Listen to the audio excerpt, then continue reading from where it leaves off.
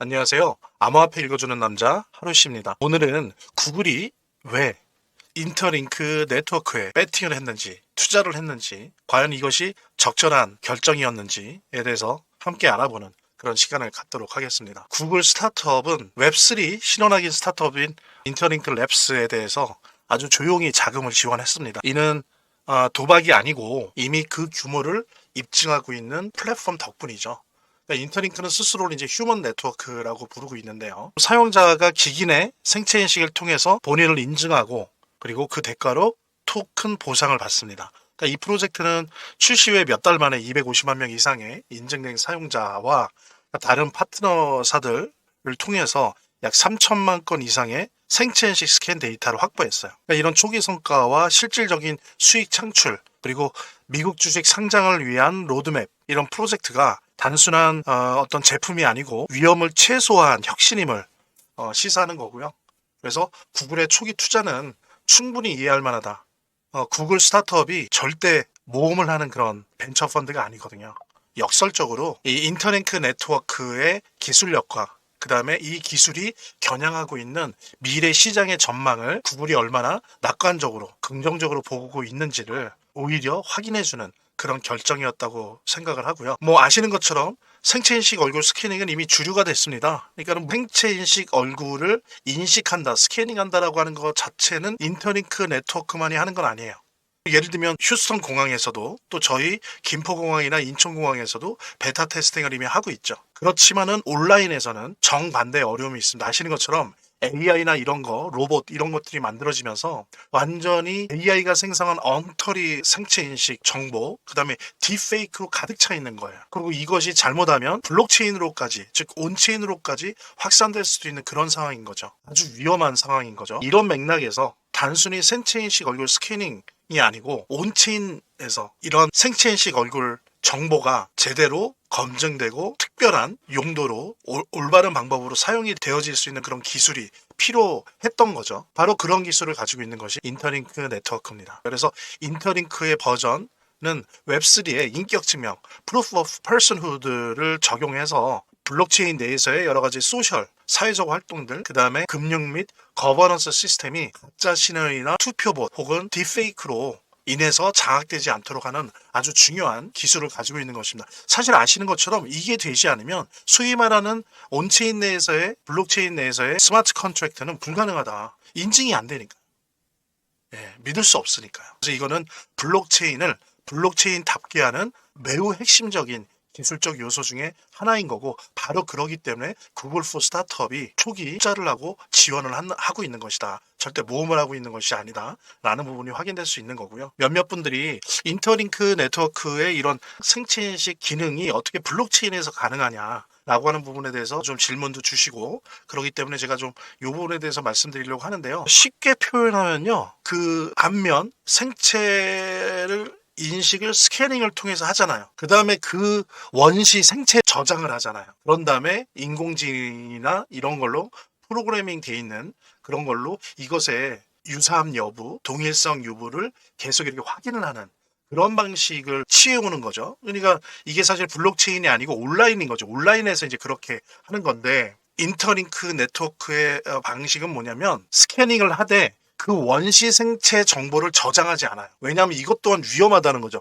개인 정보를 저장하는 거잖아요. 그렇기 때문에 이전의 다른 기술과 달리 이거를 저장하지 않고 오히려 이거를 기기 내에 특징 추출, 그 다음에 동형 암호화, 그리고 영지식 증명을 사용해 갖고 얼굴 스캔 데이터를 NFT, 즉 되돌릴 수 없는 암호화 토큰으로 만드는 겁니다. 보통은 지금까지는 원시 생체 정보, 그러니까 얼굴을 스캐닝한 그 파일을 저장을 하고 그것을 훈련, 딥러닝을 시킨 다음에 유사성을 확인하는 이런 방식으로. 그럼 이건 사실은 개인정보를 저장하는 거잖아요. 근데 인터링크 네트워크의 혁신적인 기술은 뭐냐면 이 생체 정보를 저장하지 않고 이 생체 정보에서 어떤 기기의 특징을 추출하고 동형을 암호화하고 영지식 증명을 활용해서 이거를 되돌릴 수 없는 암호화 토큰, 즉 NFT로 만든다는 거예요. NFT니까 토큰이지 않습니까? 그러니까 이게 블록체인에서 구동이 되는 거죠. 그래서 이는 즉 원시 생체 정보를 전송하지 않고 신원 검증을 수행할 수 있는 아주 혁신적인 방법인 거고요.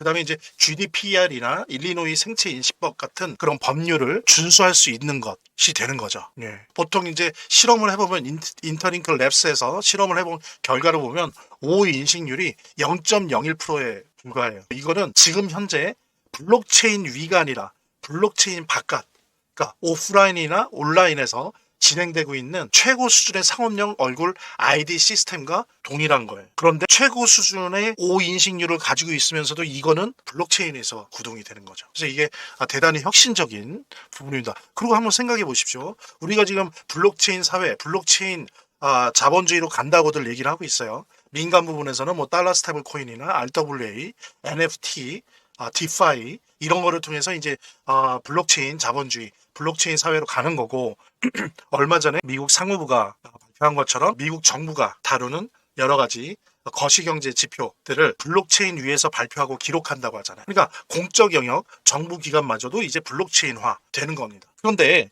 이렇게 갈 때 문제가 되는 게 뭐예요? 개인정보 부분이에요. 그 다음에 어떻게 누구를 인식할 것인가? 이 사람이 이 사람임을 어떻게 인식할 것인가? 근데 기존의 방법은 뭡니까? 블록체인이 아니고 그냥 온라인, KYC, 그래서 자신의 주민등록증이나 아이디카드로 동일인 인증을 거친 다음에 그 다음에 블록체인으로 넘어가는 이런 100% 블록체인이 아닌 절반만 블록체인인 그런 신원인증 과정을 거치다 보니까 어때요? 블록체인이 해킹당하는 게 아니라 이 부분, 개인 인증을 하는 신원인증 이 부분이 털리거든요. 왜? 여기는 블록체인 영역이 아니니까. 인터링크 네트워크를 통해서 이 신원인증 과정조차도 완전히 블록체인으로 되어 있는, 그러니까 신원인증 데이터 자체가 토큰이에요. 암호화폐인 겁니다. 그러다 보니까 어떻습니까? 100% 블록체인으로 해서 앞으로 공적인 영역에서도 마찬가지고 사적인 영역에서도 이 사람이 이 사람인가라고 하는 신원인증의 부분을 해킹의 위험 없이 프로 보완되면서 또한 오차율 없이 구별해낼 수 있는 신원인증을 할 수 있는 그런 핵심적인 기술, 이게 있어야 블록체인 내에서 여러 가지 금융활동, 대학활동, 또 중요한 법적인 그런 활동들, 결정들이 블록체인 내에서 현실 생활처럼 이루어질 수 있는 거죠. 이게 안 되면 아무것도 안 되는 겁니다. 나머지 기술이 있더라도. 아주 혁신적인 이런 기술을 갖고 있었기 때문에 구글 포 스타트업에서도 그렇게 초기 투자를 했던 거고요. 그리고 이제 아주 첨단의 기술을 가지고 있다 보니까 수익 구조도 되게 안정적입니다. 그래서 약 7가지 수익원을 가지고 있는데 이제 백서를 보면 뭐 결제 수수료니 데이터 서비스, 아이디 계층 라이센스 등등의 이런 파트너사들 관계 속에서 그런 구체적인 수익을 낼 수 있다는 거죠. 그 자체가 수익을 낼 수 있는 비즈니스 모델을 내장한 암호화폐다. 인터링크 네트워크는 그렇다라고 하는 부분을 다시 한번 확인을 하고요. 그래서 실제로 이는 이제 핀테크부터 해서 게임 회사까지 초기 도입 기관들이 개인정보 보호 조건 하에 인터링크의 아이디 서비스 비용을 지불을 하게 되는 거죠. 이거를 쓰게 되는 거죠. 실제 수익에 대한 이런 기반은 장기적인 지속 가능성을 위한 강력한 기반이 되고, 또 한편으로는 이것이 바로 2026년도에 주요 거래소에 상장하려고 하는 계획에 뒷받침되는 그런 아주 중요한 근거가 된다 라고 하는 부분을 우리가 알 수가 있겠습니다. 그래서 구글이 투자한 거는 그렇습니다. 구글이 이미 신디케이트를 구성해서 2천만 달러 규모의 초기 투자를 했고, 그 다음에 또 원래 구글이 갖고 있는 10만 달러 상당의 구글 클라우드, 파이어베이스 크레딧 등등, 그 다음에 구글의 엔지니어, 멘토 등등을 다 붙여줬어요. 그러다 보니까 구글의 그 인프라를 다 쓸 수 있다는 거죠.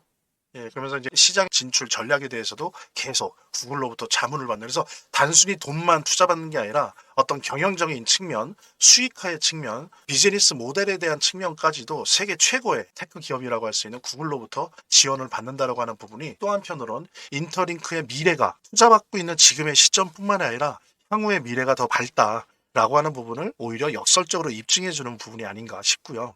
그래서 일단 뭐 백사에도 나와 있는 것처럼 우리 인터링크 로드맵은 명확합니다. 2026년까지 약 1,000만 명 정도의 검증된 사용자 도달하겠다라고 하는 거고요. 그 다음에 파트너사들을 통해서 수백만 명의 고객과 만나겠다. 그들에게 서비스를 제공하겠다라고 하는 거고요. 그래서 이제 또 한편으로 말씀드린 것처럼 유동성 확보를 위해서 2026년까지 주요 대형 거래소에 이 토큰을, 인터링크 토큰을 상장하는 내용까지도 포함되어 있습니다. 그래서 2026년까지 회계감사 및 IPO에 집중할 계획이거든요. 그러니까 여러분들 늦지 마시고 미루지 마시고 빨리 인터링크 네트워크 채굴 부탁드리고요. 자, 오늘은 구글 포 스타트업이 왜 인터링크 네트워크에 투자를 했는지, 배팅을 했는지에 대해서 그 구체적인 근거와 내용들에 대해서 함께 살펴봤습니다. 자, 그럼 다음 시간에 뵙도록 하겠습니다. 감사합니다.